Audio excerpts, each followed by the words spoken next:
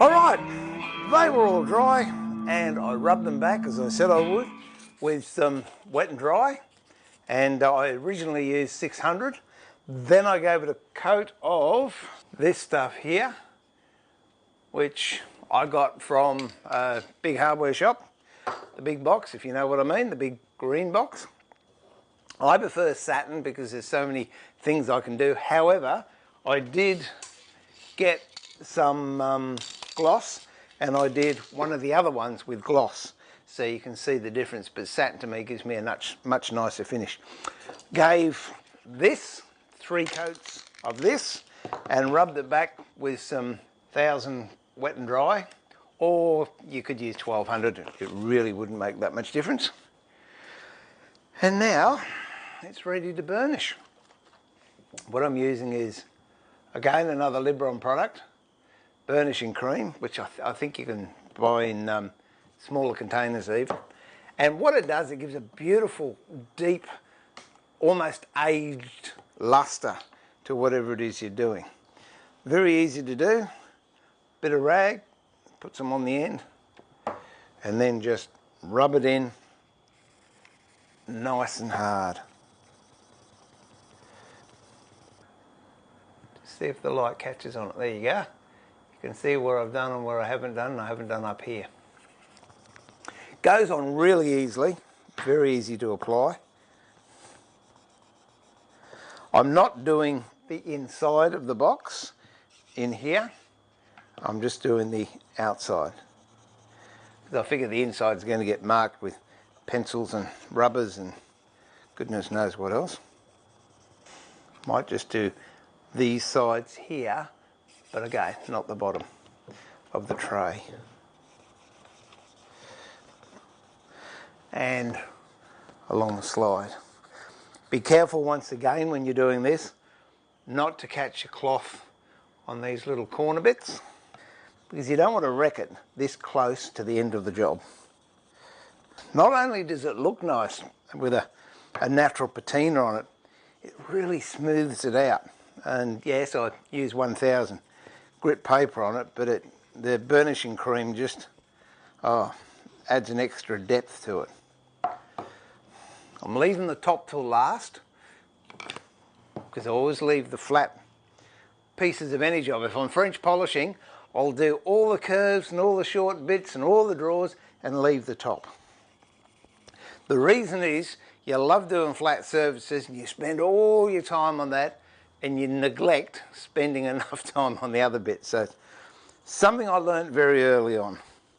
Actually, I think that was Jeff Hanna's wisdom, the guy whose cabinet I framed a couple of videos ago and was my teacher for a couple of years. Picked up a lot of pearls from you, Jeff. You can really see that starting to buff up. I'm not going to burnish down here in the slides though, and you might find after you've got it all sprayed and put together, when you try the lid might be tight again. Then you need to get some sandpaper or abrasive paper, 100 grit or 80 grit, and very, very gently put it in the slide there. Keep it at the same angle as the slide, and then just go up and down a few times. Retry the lid, try it again, try the lid, because even though the finishes we're using are very, very light, they do take up space, and if you've got a very tight fit before you put the finishes on, it stands to reason it's going to be a little bit tighter. So you just got to clean it out, but don't go aggressive, and for whatever you do, don't force the lid, because if you force the lid because you're frustrated or whatever, these rails here, they are only very, very marginally held on, if you can remember, and you'll split it off. So it's like everything with this job, patience. And my favourite, here we go on the top.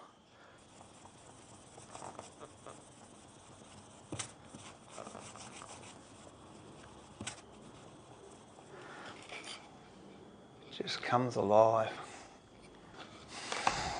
Now get a dry part of the cloth and buff it off.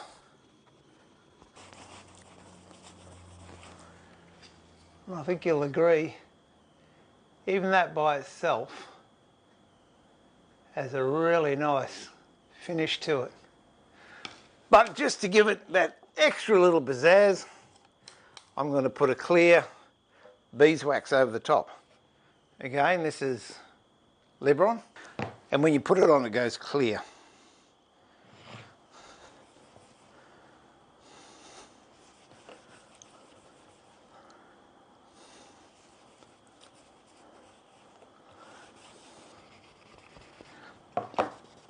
This beeswax too. Oh, it smells nice. And the reason I didn't use a dark polish is because we've got different colours here, and if I use the dark polish, it can dull these highlights of the solid edging. So a clear polish is to go in this case. Now just rub it all off. And it doesn't all come off this little layer that stays behind. Now I know you can't smell it, and I know you can't feel it. Just look at the sheen on that. And that's just burnishing cream and some wax and some elbow grease.